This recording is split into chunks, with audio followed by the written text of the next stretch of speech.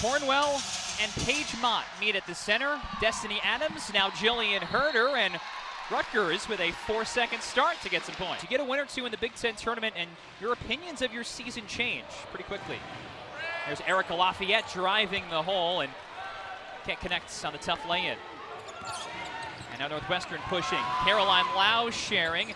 Maggie Pina has drilled 1 trillion threes, it feels like, this year. And in their regular rotation, their top 8 players, only one 6-footer, and that's Walsh. There's Mel Daly sharing with Walsh, who can stretch it, and she shows you that right there. Have an opportunity to go into the tournament in a positive note, but then had to rebuild year after year after that. So they're just trying to get back to that comfortability and that powerhouse in the Big Ten Conference. And a conference that is so tough to play in and perform well is a tough thing to do, and she's done just that. Northwestern shares the ball like anybody. Northwestern's defense has been top-notch to start this game. It's offense enjoying one of the best periods it's had in Big Ten play. And Kaylee Walsh says, they can't guard me. Bates, 5. She'll try it herself, and does it herself. Nice way to end the first quarter for Rutgers. 4 straight points. Excitement, right? Because of what she did in the Big Ten, and has said a ton about how she wants to build Rutgers back to the high level that it played at under Stringer, and even before that, Teresa Grenz. And so 3 to shoot. Adams got it.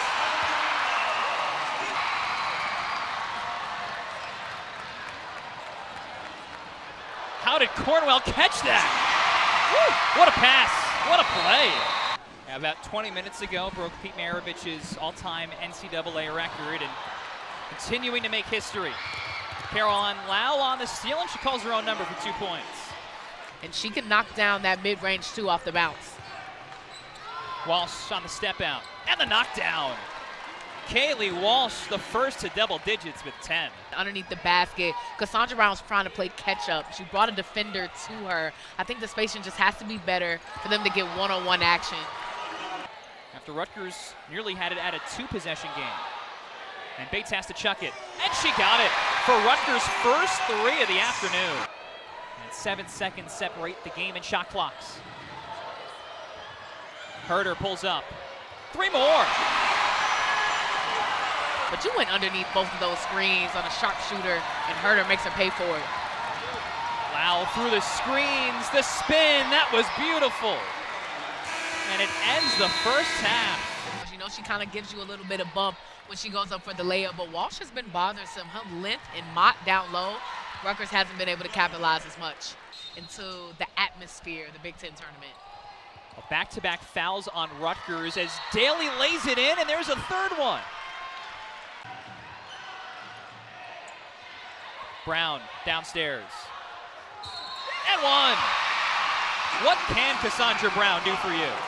After the Wildcats took care of business back at home at the reopening of Big Ten play in the final days of December.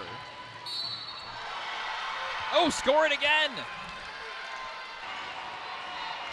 6 seconds. Lau from the logo. It's good!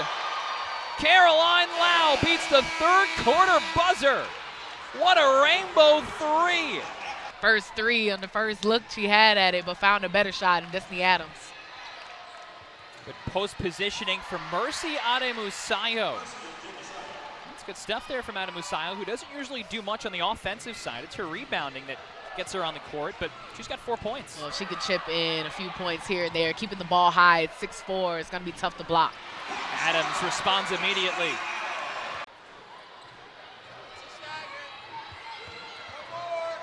Bates, deep 3. It banked in!